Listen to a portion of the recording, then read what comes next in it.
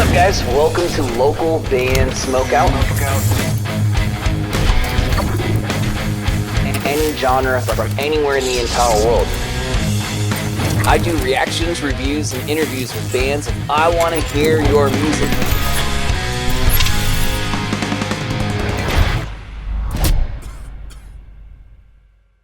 Bam, I think we are. Ladies and gentlemen, Waves of Distortion, this is Brennen! Give me a hell yeah!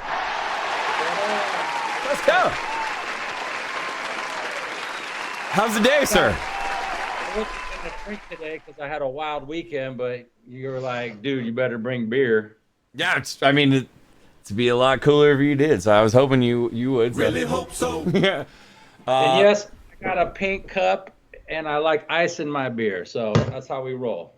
Ice in your beer. Okay, interesting. Is that a grow room behind you? No. Because I've owned something similar that looks like that. Yeah, I got my mother's in there right now. You know what I mean? Okay. No, that's a sauna. Interesting. And Chiquilla Blue is up on top right now, making sure no one goes in there but me. That's what's up. So for the people that are watching, we're 100% live right now. People are watching that don't know about Waves of Distortion. Just break it down for me as far. People do. Yeah. Just break it down for me. Like, how long ago did you guys start? How did everybody in the band meet? How'd you meet? And figure out like this is the project you want to be involved in. Like all of the above. That's a loaded question. So let me just dive right in. We in 2018, I had a vision, and I basically had a dream. And in that dream was this band, Waves of Distortion. I was in another band at the time, and then, had this vision of just the soundscaping, right? Hence the name Waves of Distortion. It was just all about, distorted sound, getting away from the clean and just going heavy, a lot heavier than I was doing. I was doing kind of just rock and roll, you know what I mean? But there was no screams or anything heavy. It was just kind of like 90s style, Alice in Chain kind of vibe. But I've always loved bands like Killswitch Engage and, Bullet for My Valentine. I always loved that era, and obviously 90s kid, Korn was always a huge influence as well, Deftones. So I wanted something a little heavier. And then I got this effects pedal. It is the Boss ME25, and it just had this super crunch, right? So I just started writing on it, and it just gave me that sound, and that's where this kind of dream came through. And then I was in a band with a guy, rest in peace, my old bass player, Glenn, and we decided to basically defect from that band, start a whole new band.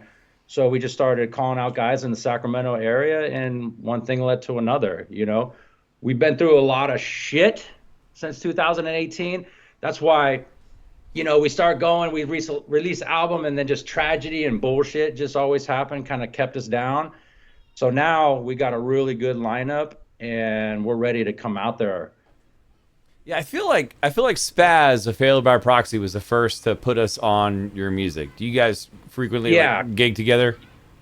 Yeah, so I went in with Spaz and did a recording on some demos stuff, you know what I mean? And he was all fired up. We were looking for a singer at the time, put a couple songs together, went in with him with the demo, took that demo and started, putting it out there to people and feelers, trying to get singers on board.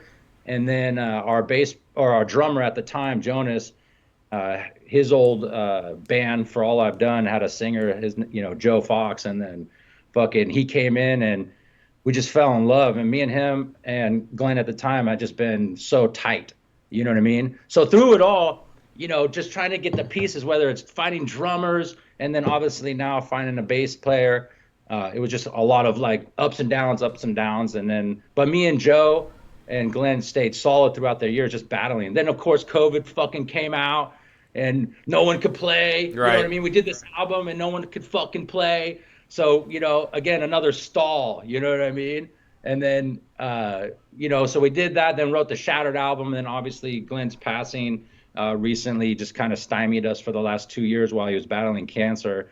And then now, I was like, fuck, dude, almost, 7-8 years of doing this. you know, I was almost to the point where I was like, fuck it, it ain't in the cards, you know. But What brought you when you're back? writing, Like, brought you back after the tragedy with Glenn? Like, what brought you well, back? because Glenn said if I fucking quit, he's gonna haunt me. You know what I mean? Because this was kind of like our baby from the beginning. You know what I mean? And he was like, if you quit, I'm gonna fucking haunt you for the rest of your life. So I was like, all right, screw it. I gotta keep going. But as that's how music is, though. Music, something might push you away, but then something drags you back in. You know what I'm saying?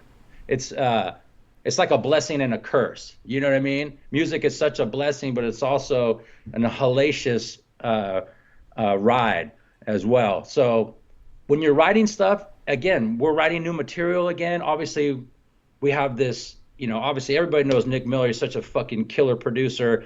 And when you're putting together songs like we're doing, it's like I gotta keep going. I gotta see where this goes. You know what I mean? We gotta keep pushing. And then things happen in tragedy. You know, one door closes, another opens up. We got Mike, who was in For All I've Done before. That's Joe's old band. He came aboard to fill in for Glenn for a short time, but we had a kindred spirit there, and it's almost like, you know, there was just like a shift, right? He came in as bass player, and then our buddy Isaiah, who's the drummer on the album Shattered, has stepped in to be the drummer. You know what I mean? We're still waiting for him to be like fully committed, but he's here and doing everything with us every day. So it's like, why not?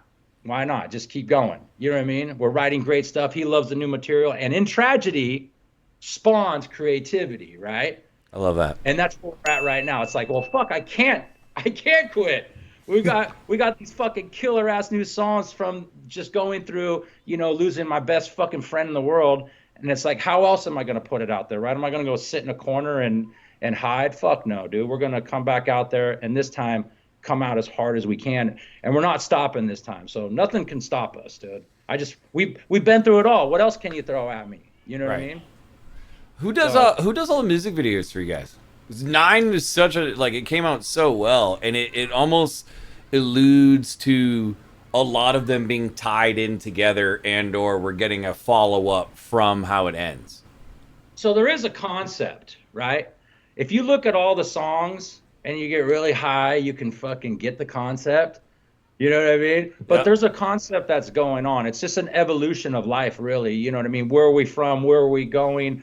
What's going on around us? Every song is real. You know what I mean? Based upon our situation, why we're here on this planet, what we're doing to the planet, where we need to go. That's why a lot of, you know, you have a lot of bands, they have a lot of themes, right? Some bands have, you know, they're the Viking theme or the vampire theme, or, you know what I mean, barbarian theme, whatever it is. Ours is just more like one of our songs, Odyssey. Ours is just more about space and time, and like, you know, the evolution of humanity really is what it is. So they all kind of tie into that. You know what I mean? They've all got phantoms and weird stuff. The phantoms are like, you know, the almighty, like if you, what's the movie, Prometheus, you know what I mean? They're like the controllers of all of this, you know, like we're all in the matrix. We're all just a guinea pig here. They're kind of the leaders. So that's kind of just the vibe we've always kind of been on. So we're on a spaceship, man. We're just floating around this big old, you know, on this rock around this big old ball of gas. You know what I'm saying? When will we get the conclusion and or the follow up to what happens when the video ends? Like, do you guys have all this, like, have you shot and filmed this already? How far, like, you know, are you already doing it? I don't mean to interrupt. I'm sorry. No, absolutely, dude. So that's a great question. And I was just talking to Tyler, who shot 9 video. Tyler, shout out to Tyler. I mean, this dude, I mean, really stepped. They all do. Like Eval, who I worked with on the Eclipse video, and he's done a lot of the AI videos. He's done both of the AI Fireflies and Massive for us. Killer guy. I was just working with Tyler on this one project, and you know, we did it, and I've been sitting on that thing for days, right? Because we were going through the whole, you know, tragedy of Glenn and stuff, so we didn't really know where things were going. But everybody keeps asking me. I get so many emails, or, you know, people just commenting me, texting me, whatever it is, saying, "Where's part 2? Right. Where's part 2?" Right? And I was like, "Oh shit!" So we had a meeting, a production meeting the other day, and we're like, "Okay, let's find what song. I think it might be Mars, and let's either do a prequel to it or something. We got to tie it all in. We got to find out where we're going. Mars would work because you're in space. You like there's like desert dunes in 9, so it could kind of get easily to the song title being Mars and like wrapping it up like in exactly, because that's kind of like where we're going, right? We're going, into a different planet. But the cool thing is at the end of 9, if you look at it, at the very end, I point down to a map, right? Mm-hmm. That's the map where we're going. So how do we tie this in? Do we give the prequel, like, how did we get the map? How did the map come into that bar in the middle of nowhere, like you said, right? Why is there a bar in the middle of nowhere? It makes sense to maybe go prequel and then wrap it up on a third one. Exactly. Well, Massive is also kind of like a part 2 as well.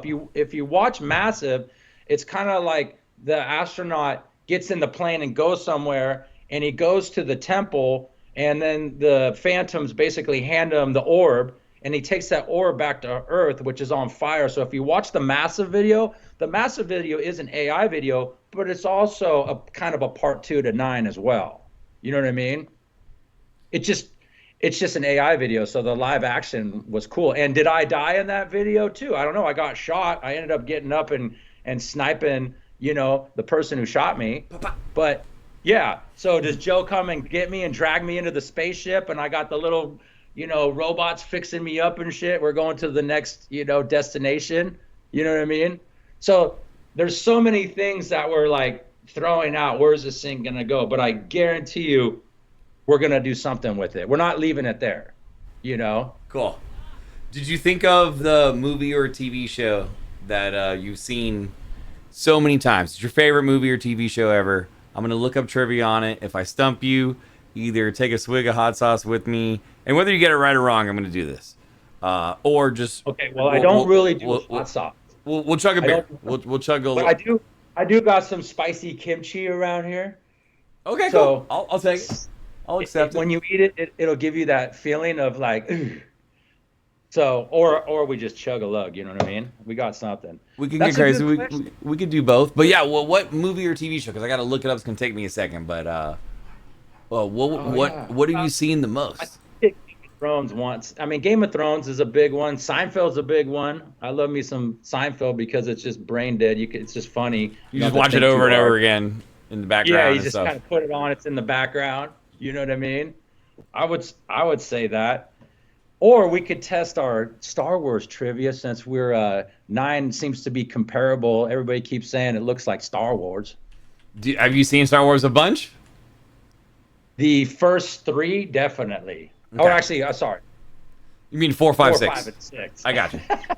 It's confusing, but yeah, I got you. All right, so give me a second to look up trivia on 4, 5, or 6. But in the meantime, talk to me about who made you want to just play music in general. Like when you were young, yay high. Somebody, like, was it your parents or was there a particular artist that you heard that you just blew your mind? You said, I want to do this. No, I found a guitar in my grandfather when I was 9 years old. I found a guitar in a beat up old flamenco in my grandfather's closet. They asked me, it was like Christmas Eve or something. They asked me to get something. And I just stumbled upon it, and everybody wanted to know where I was at. And my aunt came in looking for me, and there I was plucking away on the guitar. She happened to be a music teacher in school, and she sat down and taught me a couple of things, and I picked it up like that. You know what I mean? I just was a natural at it. And then on my birthday that year, which was 6 months later, my birthday's in June, she bought me my first Takamine guitar. And just from there, I just picked it up and played. There was never really, outside of the rock and roll that we all listened to, there wasn't really like a band that was like, oh my God, I want to sound like that. In fact, I never wanted to sound like anybody. Like people always trip out. I've been playing since I was 9 years old. I don't know one cover. I couldn't play a cover to save I could if I wanted to sit down and like learn somebody else's, but I don't play covers. I've always been intrigued on like sitting down and seeing what this brain will do, because I'll start playing a cover, I'll get like 2 or 3 bars into it, then I'll go off on my own. You know what I mean? So I've always been like intrigued in making sounds. So that's kind of where that happened. Cool. I mean, Yeah, that's you found the guitar. You found the guitar, and it changed everything. It just changed any. Yeah, led me down this path that I've been on since then. Some Star Wars trivia for you. See if we can stump you. Here we go. Do you know how old Carrie Fisher was when she filmed A New Hope?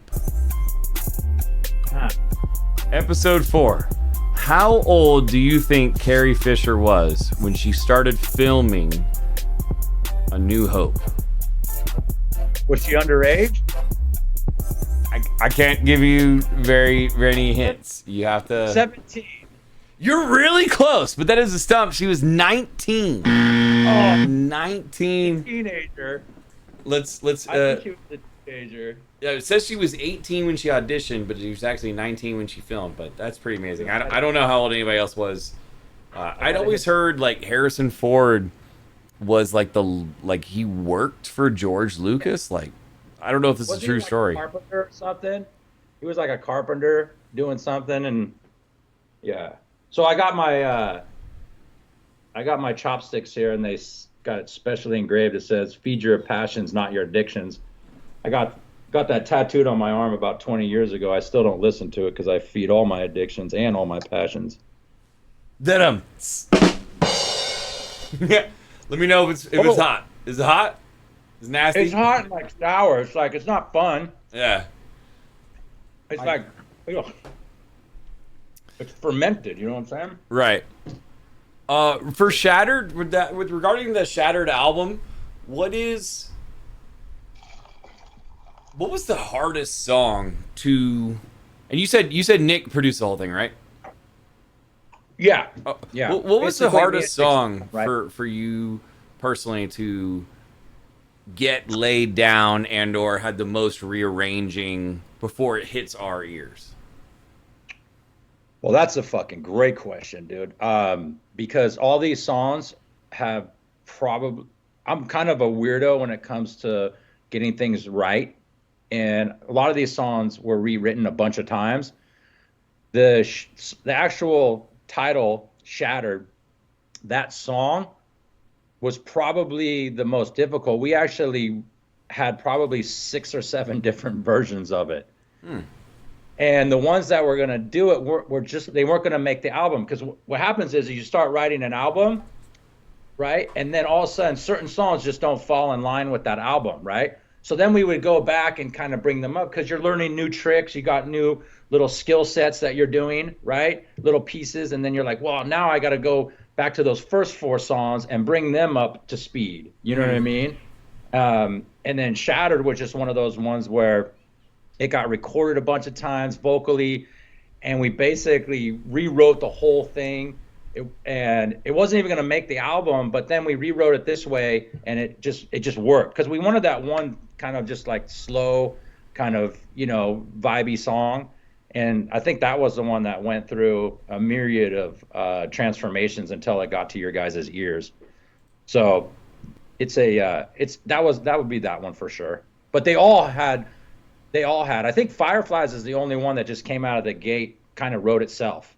You know what I mean? Mm-hmm. Like literally wrote itself within like a 4-hour period. The rest of them took a long time. I mean, that album took like 2 years to write. Is that multiple? Like by the time it gets to Nick, though, like does it also still get freaked and arranged multiple more times? Like, are you getting like the masters from him after it's laid down and then altering and then going back to him to rechange it, or like it kind of is the way it is once you leave him? Well, we have a saying in there, it's got to be a banger, right? So got it. It doesn't come out of the box. So basically what happens on the Shattered album, I'd come in there with ideas, right? And we'd sit there and mold them together, which ones work, which ones didn't work.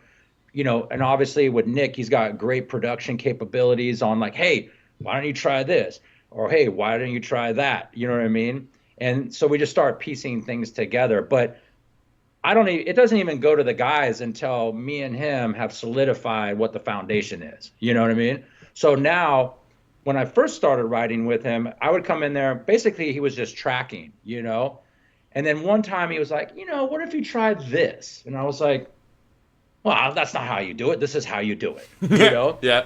And he's like, no, just try it. Because even with Shattered, I was never part of the backing track Was club. his idea good that he threw out to you? I want to say at least 80% of the time, or it was such a good, it wasn't the idea, it spawned the idea. Okay, you know cool. what I mean? So we have a saying too when we're working together that, no idea is a bad idea.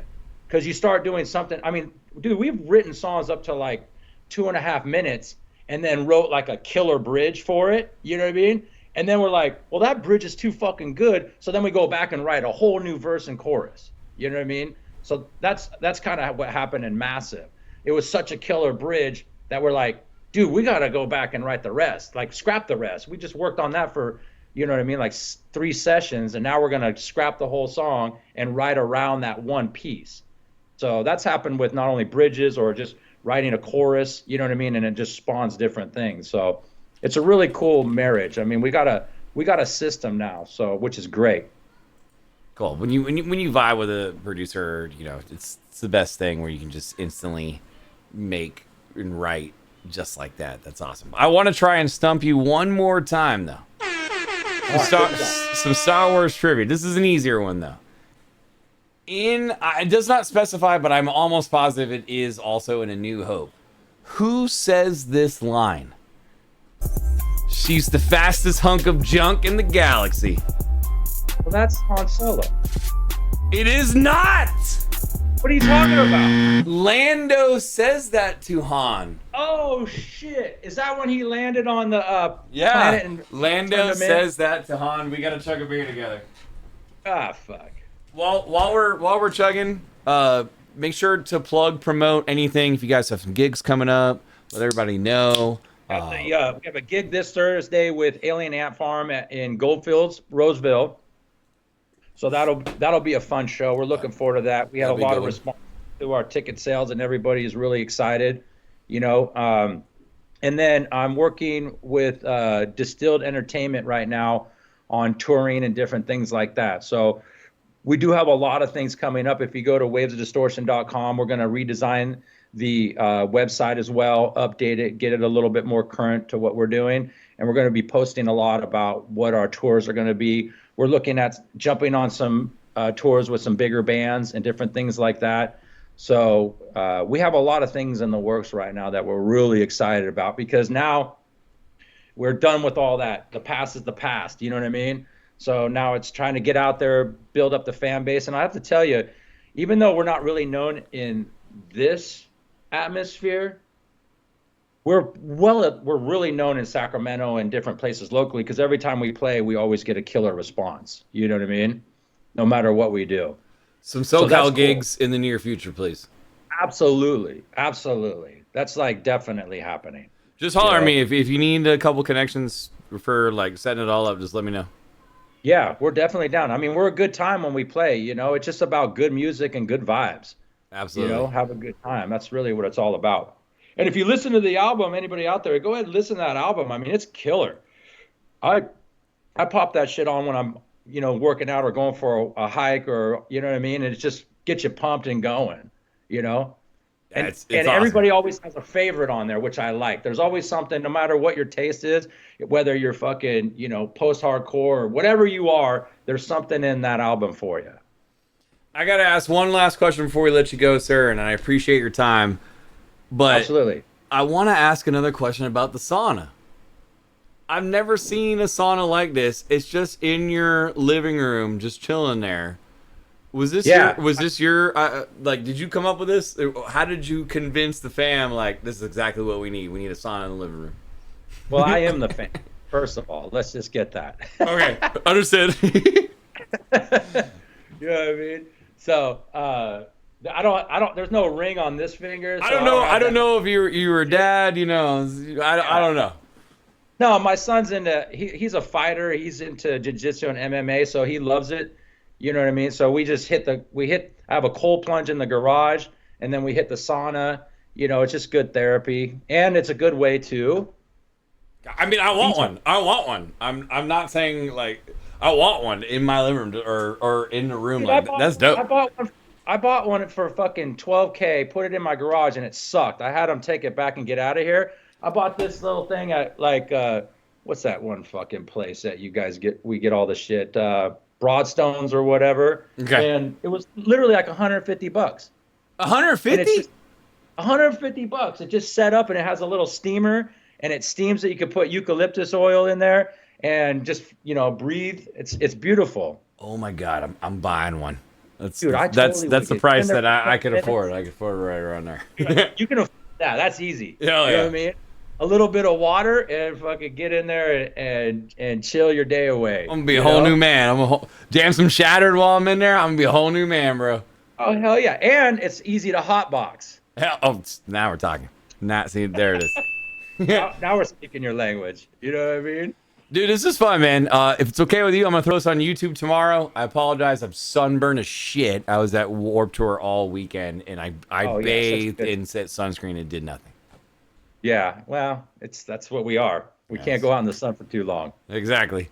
But this is a lot of fun, man. I appreciate you. Keep doing your thing. I would love to do a follow up in the future, a couple of months from now, when new singles or whatever is in the works. Let's chat again. Yeah. Okay, I do have a question for you before you go. We're having this debate. You can settle it right now. Okay. Albums or just lay out singles every couple months? What's the best thing to do nowadays? Singles every 90 days or less is more effective currently as far as getting numbers up and recognition. And I would probably suggest going that route. And then once you have 6 or 7 of them, just the one that you haven't released yet, that's the one that is like not necessarily the best single, but like this is hey, we're dropping an EP next week, and it just contains all the singles over the last year plus this new song. Right. Plus the new song. I kind of feel like that's more effective currently based on what I see from other bands. Yeah. But who doesn't love their favorite band dropping 12, 13 new bangers like all in one day? So it's that give and take. It's a take. little lost in the shuffle, though. You know what I mean? I think you're right. I think you plant them out there every so often when you get to about 6, and then drop because we were thinking about doing, like you said, every couple months, whatever, 90 days, whatever it may be, dropping that for over 6 songs over that period, and then dropping a full album with those 6 songs and then 3 extra. You know what I mean? I think that's the move. That's the move. That's the move. Well, that's the move, my dude. Yeah, the debate's over. We got it. That's the debate's over. You got it. You just settled it. The debate's over. So it's gonna be a good night. It's gonna be a good night. Cheers, Brennen. I appreciate you, brother. Cheers. Have a most excellent evening, and tell the rest of the band I said hello. Yep. And if you're watching, support Waves of Distortion. I'll plug them here in a second when we wrap it up. But ladies and gentlemen, Brennen, Waves of Distortion. Hell yeah! Let's go. Cheers, brother.